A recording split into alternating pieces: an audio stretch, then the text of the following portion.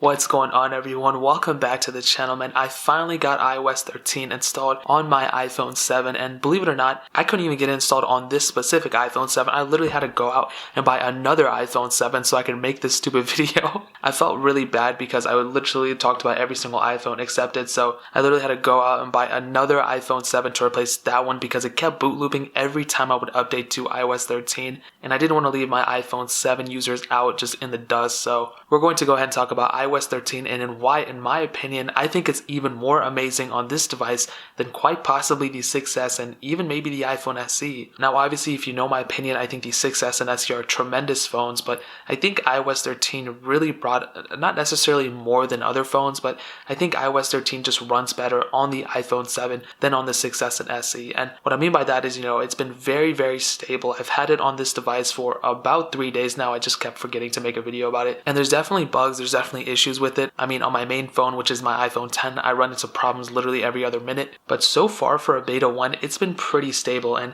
I'll even show you, like, every time I go into settings or whatever app I download or go into, I don't really run into as many problems on this device as I do maybe on like my iPhone 10, for example. And the cool thing about that is because the iPhone 7 pretty much supports almost all the features of iOS 13, just like the 6S and the SE. So it's not like we're getting like a light version of iOS 13. It's not like we're, missing out on so many features that the iPhone XS gets that the iPhone 7 does not get. That's not necessarily the case. We get almost all of the features. We even get dark mode, which before we thought was only going to be supported on the iPhones with OLED displays. Now, I'm not going to go into detail about every single little feature with iOS 13 because I've made like 30 videos about that already, but I kind of want to just talk about the main things, which I've already kind of hit on. And even though iOS 13 wasn't a huge redesign, it still brought a lot of features, and with that, we expect a lot of bugs to come. And with iOS 13 so far, like I've said, I really haven't ran into too many problems on my iPhone 7. All the functions still work. I haven't really had a random reboot yet.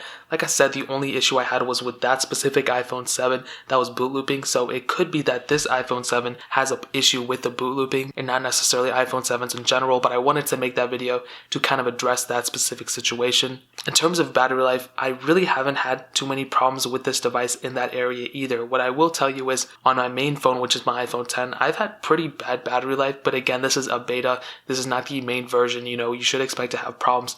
But with my iPhone 7 here, my battery life has been pretty good. Standby time has been very, very good as well. And maybe it's just my specific iPhone 10. Maybe there's a problem with that. But like I said, I haven't ran into too many issues in that department. And the main thing to understand why it's even crazier is that this is a beta 1. This isn't even the official version yet. This is just something that developers use. So in my opinion, I'm literally just hands down waiting for iOS 13, the official version.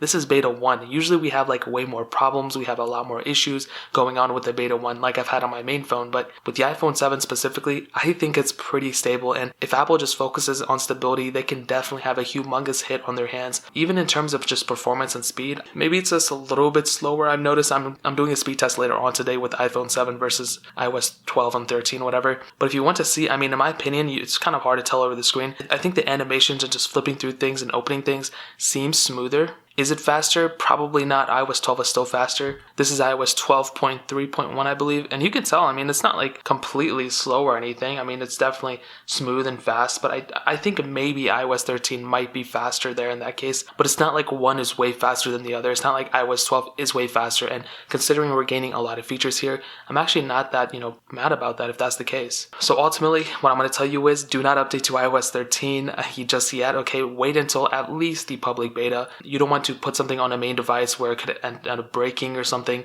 The public beta should be coming next month, so you guys should wait until then. The official version is coming this fall, so you guys can obviously wait for that too. But ultimately, I think iPhone 7 runs iOS 13 pretty well, and I literally cannot wait for the official version. So that's pretty much it. If you guys have any other questions or anything, leave it down in the comment section below. Hit that like button, that would mean so much, but definitely hit that subscribe button. Every single subscriber that we get really does count, so it means so much if you guys can hit that. Also, check out the other links down in the description as well. My Twitter, my Instagram, my second channel. All those links are linked down below. I'd really appreciate if you guys could check it out. But more importantly than everything else, I love every single one of you guys. Hopefully I'll catch you guys in the next video. Peace out till then.